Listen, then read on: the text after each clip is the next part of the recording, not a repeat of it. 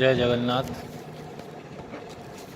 आज हम धर्म सम्राट करपात्री जी महाराज की जयंती के विषय में गोष्ठी का जो आयोजन किया गया है आदरणीय दादा द्वारा, उसमें सायंकाल का जो समय रखा है, किसी कारणवश मैं उस समय उपस्थित नहीं हो पाऊँगा, तो एक इस वीडियो के माध्यम से एक संदेश देना चाहता हूँ।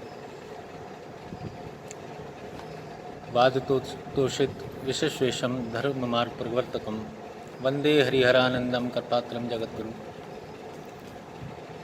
धर्म सम्राट करपात्री जी महाराज का स्मरण करते हुए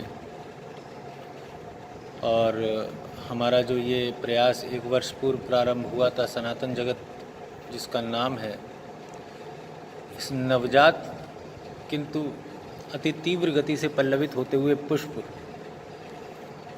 के प्रति अपना हर्ष व्यक्त करने के लिए 2 शब्द मैं यहाँ कहना चाहूँगा।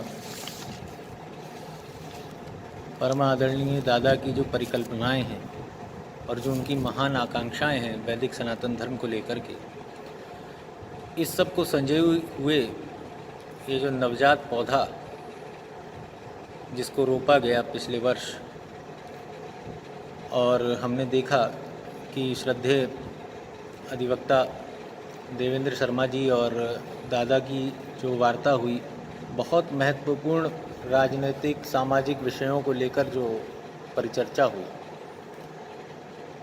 इन वार्ताओं से, इन पुष्ट विचारों से इस पौधे को खाद प्राप्त हुई। वैदिक सनातन आर्य धर्म की विशाल भूमि पर रोपे गए इस विचार को हर्षित मिश्र जी, उनकी वार्ता से अत्यावश्यक धूप इसको प्राप्त हुई, और जहां हर्षित मिश्र जी ने इसको धूप प्रदान की, वहीं देवी अणविक्षिका त्रयी जी ने अपने जीवनदायिनी मधुर स्वर रूपी जल की शीतलता इसको प्रदान किया। और हम सभी देख रहे हैं कि दादा के कुशल व अनुभवी निरीक्षण में व देखरेख में 1 वर्ष का ये समय हम सभी को प्रमुदित और आनंदित करके व्यतीत हुआ है। भगवान से प्रार्थना है कि धर्म सम्राट करपात्री जी महाराज के श्री चरणों में ये पौधा हमारा निरंतर पुष्प अर्पित करता रहे। इस 1 वर्ष में ही अनेकों श्रद्धा सुमन हम लोगों को, हम सौभाग्यशाली जनों को, श्रोताओं को प्राप्त हुए हैं, और इस चैनल का एक लघु अंग होने पर मैं स्वयं को गौरवान्वित महसूस करता हूँ। सच्चिदानंद सर्वेश्वर से प्रार्थना है कि भविष्य में कुछ योगदान कर पाऊँ इस योग में, वे मुझे बनावें। धर्म सम्राट महाभाग को जो एक सबसे बड़ी त्रुटि लोग करते हैं समझने में, वो ये है, त्रुटि नहीं, मैं इसको अपराध कहूँगा। धर्म सम्राट महाभाग को केवल मनुष्य समझना नाम अपराध के तुल्य अपराध, ये ऐसा मेरा मानना है। भगवान के परिकर व स्नेही पार्षद इस कलिकाल में जिस दिव्य अवतारी रूप में उनका प्रादुर्भाव होता है, आविर्भाव होता है, ऐसे ही भगवान के परम स्नेही पार्षद व परिकर में से एक धर्म सम्राट करपात्री जी महाराज हैं। वे कोई साधारण मनुष्य नहीं हैं, वे अवतारी पुरुष हैं। अनेक विद्वान उनको ऋषभदेव जी के जो 100 पुत्र हुए, उनमें से एक सन्यासी पुत्र करभाजन का अवतार भी मानते हैं। तो मैं व्यक्तिगत रूप से जानता हूँ, वृंदावन में कई ऐसे सिद्ध मनीषी हैं जो करपात्री जी महाराज को साक्षात भगवान शंकर का अवतार भी कहते हैं। तो ऐसी दिव्य विभूति के विचारों और विचारधाराओं को अंगीकार करते हुए हम उनके द्वारा प्रदर्शित मार्ग पर यदि चलें, तो इससे अधिक श्रेयस्कर कोई श्रद्धांजलि उनके प्रति नहीं हो सकती। निरंतर ही सोशल मीडिया पर हम उनके जीवन से जुड़ी घटनाओं की चर्चा तो करते हैं। हमें स्वयं को अत्यंत सौभाग्यशाली समझना चाहिए कि करपात्री जी महाराज धर्म सम्राट महाभाग की प्रतिमूर्ति हमारे बीच हैं। उनके परम स्नेही और उनके प्रेम भाजन वर्तमान में गोवर्धन मठपुरी पीठाधीश्वर स्वामी निश्चलानंद सरस्वती जी